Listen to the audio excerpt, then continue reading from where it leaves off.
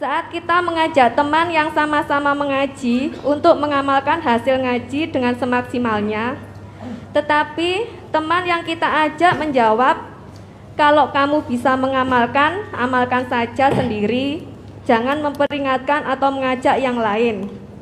Karena kemampuan satu sama lain berbeda. Bagaimanakah sikap kita? Berhenti mengingatkan atau terus mengingatkan, tapi dikhawatirkan mungkin akan sakit hati yang diingatkan.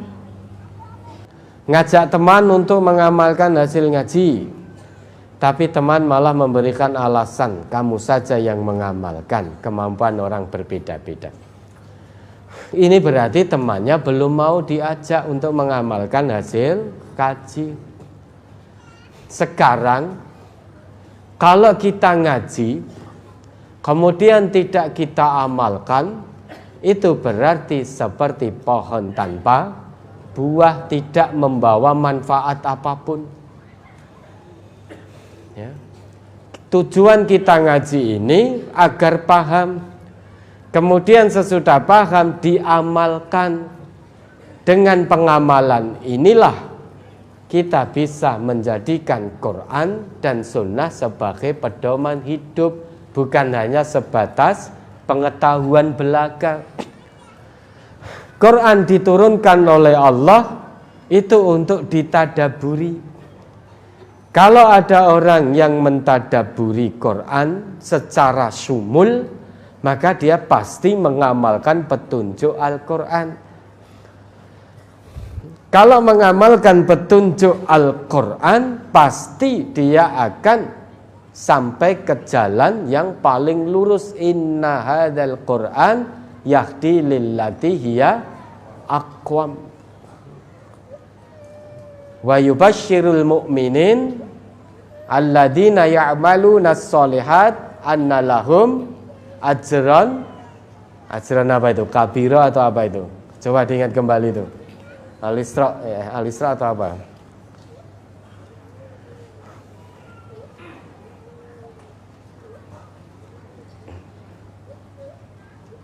Ayat berapa itu? 9 atau berapa itu?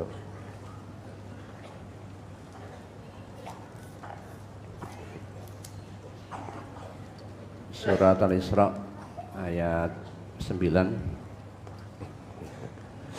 Inna hadzal Qur'ana yahdi lillati hiya aqwam wa yubashshiral mu'minina alladzina ya'maluna as-solihati anna lahum ajran kabira. Sesungguhnya Al-Quran ini memberi petunjuk kepada jalan yang lebih lurus dan memberi kabar gembira kepada orang-orang mukmin yang mengerjakan amal soleh, bahwa bagi mereka ada pahala yang besar. Ya, memberi kabar gembira bagi orang mukmin yang mengerjakan amal soleh, sehingga keimanan tidak hanya sebatas pengakuan, namun harus dibuktikan dengan amal soleh kalau ingin mendapatkan kabar gembira dari Quran berupa pahala yang besar di sisi Allah. Maka kalau ada orang ngaji kemudian tidak mengamalkan hasil kajinya, berarti orang tersebut belum bisa menjadikan Quran sebagai pedoman hidup. Kalau belum bisa menjadikan Quran sebagai pedoman hidup, maka berita gembira berupa pahala yang besar di sisi Allah yang diberitakan oleh Al-Quran belum bisa dia terima. Dia belum dapatkan berita gembira ini, dan pasti belum sampai ke jalan yang lebih lurus, yang paling lurus, aqwam. Karena hanya dengan mengikuti dan mengamalkan Al-Quran sajalah kita akan sampai ke jalan yang paling lurus. Tidak ada jalan yang lebih lurus daripada jalan yang ditunjukkan oleh Al-Quran. Maka ngaji ini untuk dipahami, bukan untuk kulaan sebagai pengetahuan saja. Ngaji itu tujuannya untuk paham dan mengamalkan. Ilmu tanpa amal itu omong kosong. Ilmu tanpa amal itu omong kosong. Amal tanpa ilmu itu sombong. Sehingga kalau ngaji paham berarti otaknya Quran, tapi belum mau mengamalkan apa yang dipaham, berarti hatinya masih mengikuti bujuk rayu setan. Sehingga otaknya Quran, hatinya setan. Karena hanya muter-muter Quran, muter-muter di otak. Oh iya, saya tahu itu larangan Allah. Lah kok mbok lakoni, lah piye wong penak. Oh saya tahu itu larangan Nabi. Lah kok kamu lakukan? Lah bagaimana? Wong saya namanya manusia, tidak luput dari salah dan khilaf. Berarti dia masih menjadikan hawa nafsunya sebagai pedomannya, bukan Quran. Quran baru sebatas dijadikan pengetahuan saja. Belum mampu untuk dan belum mau untuk taslim mengikuti Quran secara total. Lah kalau tidak mau mengikuti Al-Quran, tidak mau mengamalkan Al-Quran, maka jangan jadi orang yang beriman. Karena kewajiban orang yang beriman itu masuk ke dalam aturan Islam secara kafah, secara totalitas. Totalitas di situ berarti mengamalkan Quran, mengamalkan tuntunan Rasulullah.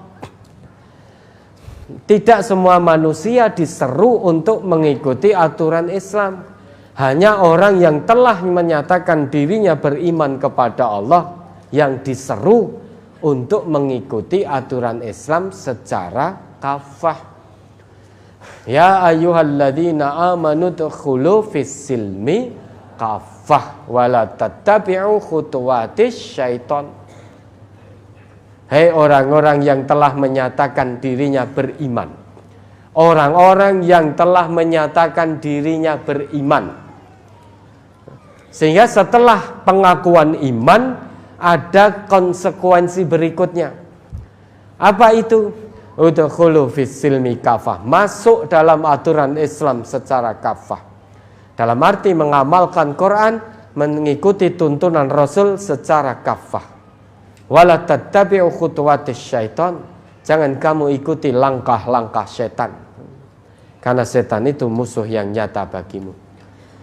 Nah kalau teman tadi diajak mengamalkan hasil kaji tidak mau, apakah kita berhenti mengajak? Oh ya tidak, terus diajak. Dulu Nabi ketika ajakan Nabi tidak diterima oleh masyarakatnya, apakah Nabi berhenti mengajak? Tidak, Nabi terus melanjutkan. Ud'u ila sabili rabbika bil hikmah wal mau'izatil hasanah wajadilhum billati hiya ahsan. Maka dirubah cara ngajaknya. Jangan menjadikan dirinya sebagai contoh. Misalkan, fulana, mbak ayo ngamalkan hasil kaji kaya aku ngene iki lho.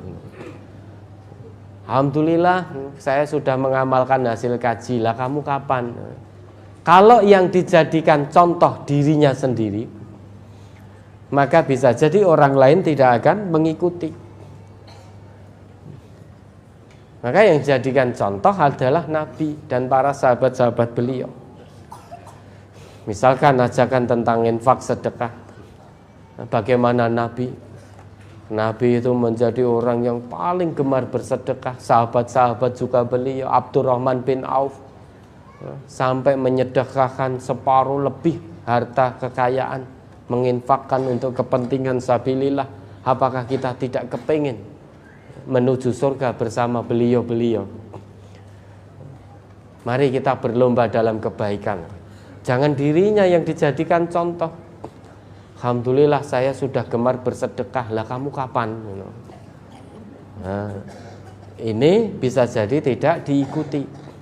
Saya sudah istiqomah dalam tahajud. Nah, nanti malam ya kamu ya, tak gugah.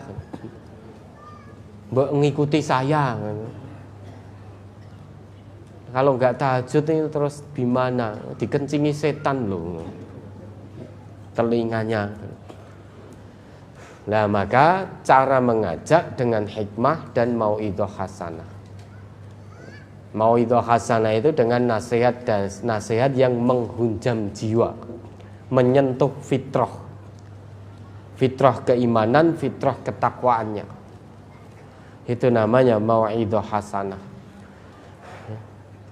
Untaian-untaian kalimat yang bisa menghunjam jiwa, menyentuh kalbu, menyentuh fitrah. Dan itu tidak bisa kecuali dengan ayat-ayat Allah, dengan hadis-hadis Rasulullah. Maka jangan putus asa, terus diajak. Selain ngajak, berikan keteladanan, ya, berikan contoh. Jangan hanya pandai ngajak saja, namun tidak pandai melaksanakan dari kebaikan dan kebenaran yang dia ajakkan. Sehingga jangan hanya pandai mengajak, namun harus bisa mengerjakan apa yang dia ajakkan terlebih dahulu. Itu namanya keteladanan. Kemudian selain itu doakan kepada Allah. Mudah-mudahan hatinya dibukakan oleh Allah, sehingga Quran ini tidak hanya muter-muter di otaknya saja, namun betul-betul sampai bisa melewati kerongkongan, sehingga sampai turun ke dalam hatinya dan bisa mengamalkan apa yang dia pahami dari isi kandungan Al-Quran. Ini yang kedua. Terus